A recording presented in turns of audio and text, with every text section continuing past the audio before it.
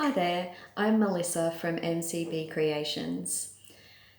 Today I'd like to talk to you about a second set of tips that I have regarding your application for your new role. So this comes after my previous video that I'll link down below about considering the application. So in my previous video I spoke about how important it was to have a look at the application, make sure you suited the role as much as it suited you. But today I'd like to move along from that a little bit and talk about the process of applying. So some roles ask for a cover letter and a resume. Other roles ask just for a resume or perhaps a two-page statement. And oftentimes in the two-page statement, they give you some criteria that they'd like you to kind of structure your answer around. So today I'm going to be talking about the resume. It's the most consistent document that's provided with any application. So in considering your resume, I like to keep mine to a maximum of 4 pages, and that means a readable font. I personally choose Calibri or Arial, and a reasonable sized font as well. So perhaps 10 would be the smallest I would go. I would like to have lots of white space. The worst thing being on a panel looking at everybody's resumes, and you need to remember that some jobs get hundreds of resumes, hundreds of applications. The worst thing is to receive a resume where there's tiny little margins on each side. The font size is so small, it's so difficult to read, even with glasses, and the style of font is really difficult to read as well. So we need to think about size, type of font, and lots of white space. I also try to go with the premise that the people reviewing our applications don't have a lot of time. So we need to make it readable, it needs to be very easily understood, and it needs to set out all of your skills, abilities, and previous roles in an easily digestible manner.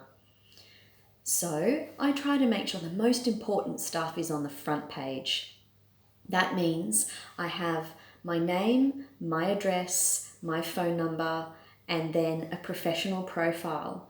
That's one paragraph that talks about my most recent skills, abilities, and the other attributes that I can demonstrate that are relevant to the role that I'm applying for, the best accomplishments that I have from my current role, and outlines anything that their job application or role description has set out as very important.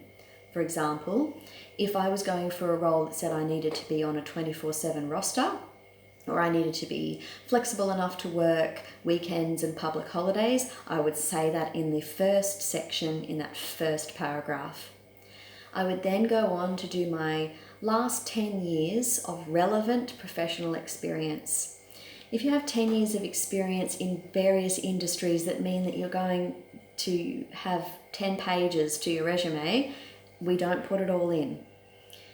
Make sure that it's relevant, and it should start with the detail of the job. So the name of the job, how long you were there for, months and years, and what your position was. Then I like to outline some achievements that I had in the role. So even though clients come to me and say, well, I haven't had any achievements in this role, you have to be able to think outside the box on this one.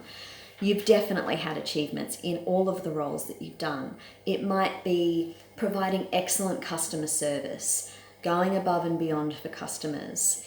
It might be having a particular skill or a particular attribute that you know makes you really important for that role, and it means that you've been an asset to the company that you've been in. So you've got your achievements section and then your responsibilities section. Now, the types of resumes that we used to write 10 years ago would only outline the responsibilities, and we assumed that when we wrote, these are the things that I was required to do, that our employer would know that we did them. And that's what the achievement section is for. Your responsibilities section says, I was required to answer the phone, make appointments, schedule rosters, whatever it is that you had to do.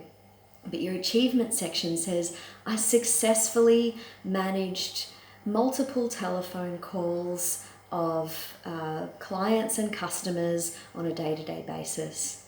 I professionally handled complaints, I negotiated well, and you're looking for those soft skills that aren't part of what you're required to do that you demonstrated, and that's your achievement.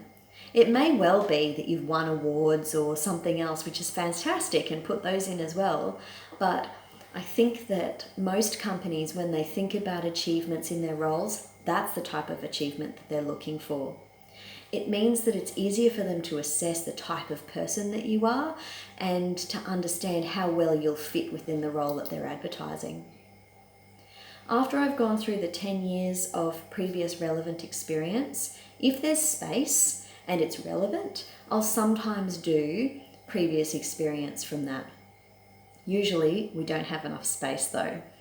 So then I'll move on to any volunteer work or professional memberships that are relevant to the role. And of course there has to be a section for anything that's relevant to the role in terms of education, certificates, tickets, holding of licenses or cards. In Australia, we have to hold certain cards to show that we can work with children, can work with people with a disability. We hold tickets for working on construction sites, working at height, first aid, all of that kind of thing. And they're important to dot point if they're certificates or tickets, and provide more detail if they were a tertiary education that you undertook. So that again means outlining the institution that you studied at, the years that you studied, and some detail about the degree or the certificate or the diploma that you undertook. And then we finish up with a referee section. Now, a lot of people think, oh, I'm just going to put referee to be requested and I'll deal with that later on. But I've seen time and time again various roles that haven't been offered to somebody because they don't have referees available just to call right then and there. So it's really important to have at least 2. I actually limit it to 2 referees that are professional referees, not personal referees unless you're a school leaver. So if you're a professional, you should have somebody from your current role, preferably a manager or somebody who has managed you. You should have their name, what their role is within the company, and a contact number. It's best to just provide a contact number rather than an email address. And that means that the people who are interviewing you can call them and ask any questions that they need to in order to consider your application further. If you're a school leaver, you'll find that your resume might be quite sparse. It might be a first job that you're going for. So it's really important to highlight the things that you achieved during school. And again, these aren't achievements like awards necessarily. They're achievements like being able to communicate well, being able to be organized, be punctual, be well groomed, that kind of thing. And you can also outline some of your achievements if you had academic achievements as an example. In terms of referees, it can be really difficult if you haven't had a job before. So it would be a great idea to have a chat with a teacher that you feel you have a good connection with and ask them if they'll provide you with a good reference for your professional development. So those are my tips for a resume today. If you'd like to know more about resumes, please leave a comment below. Otherwise, I'll be moving on to other areas of applications in the next set of tips. Okay, talk to you soon.